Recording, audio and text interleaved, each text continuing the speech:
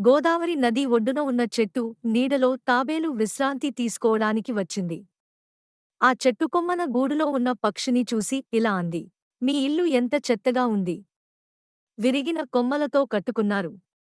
వర్షానికి, గాలికి ఉంటుందో లేదో తెలియదు. ఇక మీకేమీ రక్షణ ఇస్తుంది. అంతకంటే దారుణమైనది ఏమిటంటే దానిని మీరే కష్టపడి నిర్మించుకోవాలి. అదే నాపై ఉన్న గూడును చూడు ఎంత బలంగా ఉందో. ఏ ఇతర గూడు ఇంత గట్టిగా ఉండదు అంటూ హేళన చేసింది. తాబేలు మాటలు విన్న పక్షి ఇలా చెప్పింది.